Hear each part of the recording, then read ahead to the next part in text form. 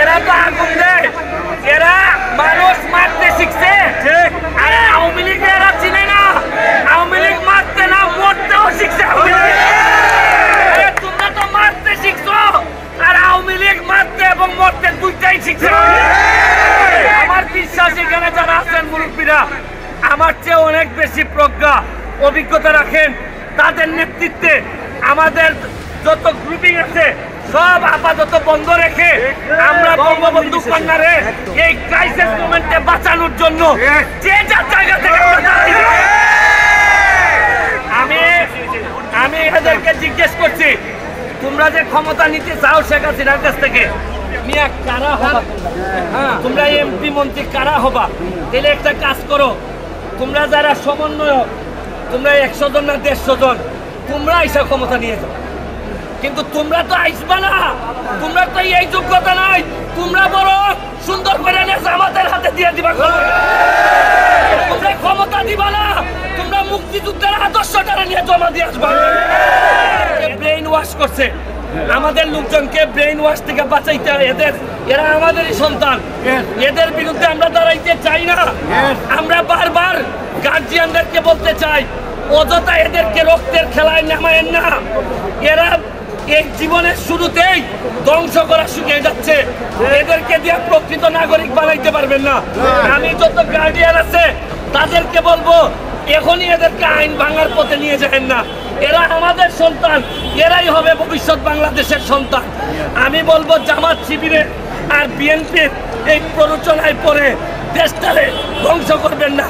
এই দেশটার জননেত্রী শেখ হাসিনার হাতে প্রায় 30 বছর আগাই গেছে, আর এদের হাতে পড়লে আরো 50 বছর পিছাই যাবে। আওয়ামী লীগ সম্পর্কে এদের ধারণা আছে কিনা জানি না, বঙ্গবন্ধুর আদর্শরে যে ধারণ করে এ দেশ চাইলে যাওয়ার মানে সব আপাতত বন্ধ রেখে আমরা বঙ্গবন্ধু কন্যারে এই ক্রাইসিস মোমেন্টে বাঁচানোর জন্য যে যার জায়গা থেকে এরা নিজেরাই জানে না যে এই সরকারের পতন ঘটায় এরা যে ওদেরকে বুঝাইতে হবে।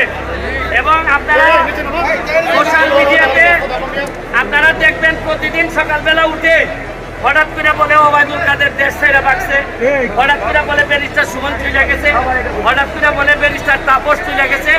এইটা এদের প্রপাগান্ডা। শামীম ওসমান নাই, কালকে সারাদিন শামীম ওসমান পার্টি অফিসে। এরা চাইতেছে এইরকম গুজব করাইয়া এরা সরকার পতন ঘটাইতে চায়। আমার একটা বিশ্বাস, 2001 সাল থেকে আমি দেখছি আওয়ামী লীগ যত চাপের মধ্যে পড়ে তত শক্তিশালী হয়ে।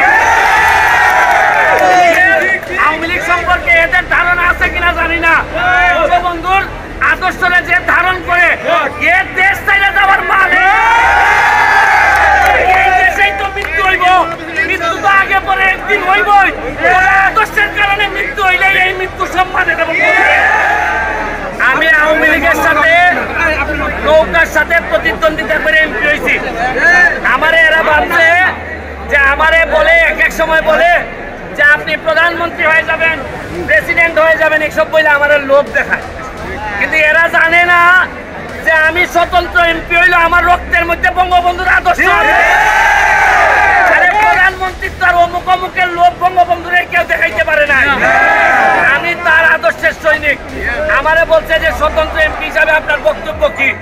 আমি বলছি তোমাদের দাবি যখন কোটা সংস্কার ছিল তখন 80% আওয়ামী লীগের তোমাদের পক্ষে ছিল। যে কোনো মৃত্যুর প্রতিবাদ আমরা করি, কিন্তু তোমরা যদি আমার নেত্রীকে মেলাইন করতে চাও